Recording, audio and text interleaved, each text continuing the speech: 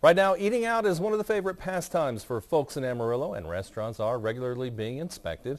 And while some restaurants are seeing violations such as mold and missing permits, one restaurant is scoring high and taking every precaution to do so. Tonight on the two-part series of Kitchen Contamination, Pro News 7's Natalie Granda spoke to a local favorite whose owner says he goes above and beyond to make sure his restaurant always scores high. Natalie? Larry, during the first part of Kitchen Contamination, we spoke about the health department seeing an average of 15 violations per restaurant.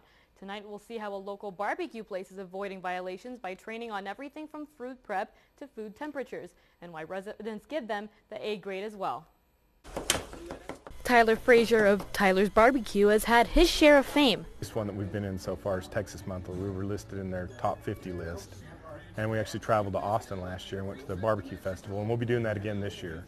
And both old. That's the customer of the day. This is the second time in today. And new customers say Tyler's Barbecue lives up to that high standard. The food, it's all good. I haven't found a bad piece of food in this place. It's the best ribs I've ever had. Tyler says his success has come from the strict food safety regulations he requires for his restaurant. Food safety is very important. It's the second most, it's actually the most important thing, right up to having good food. Because if you have good food and you don't follow all the procedures, then people get sick and then they don't come back. Tyler's Barbecue was one of the few restaurants to not get any violations on their last inspection.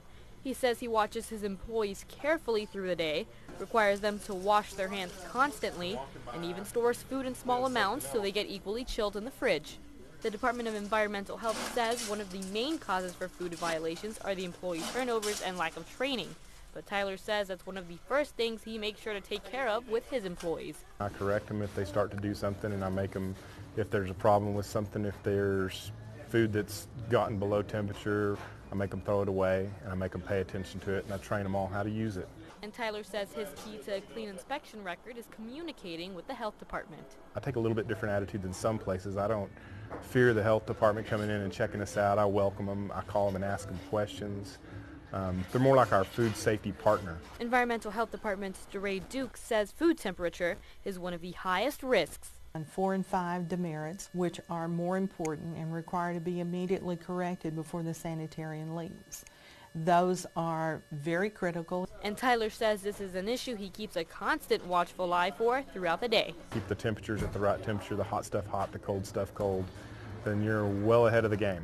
He does say with the layout of his restaurant, it makes it difficult to keep away demerits. It's all pretty close back there, so while we're doing those preps, I don't do any dishwashing because I have just a basic sink. And what the soap is pretty hazardous if the soap gets splashed into something. So we're really careful just not to do any dishes when we're prepping food back there so that there's no possibility of that. But despite having the messiest food, Tyler says he'll make sure his record stays clean. I don't get a perfect score every time. I do score very high, but I score very high every day because I have a high standard. The health department also says they have a ranking of risks they look for when inspecting restaurants. You can find those documents and the link to food inspection reports on our website at connectamarillo.com. Natalie Granda, Pro News 7.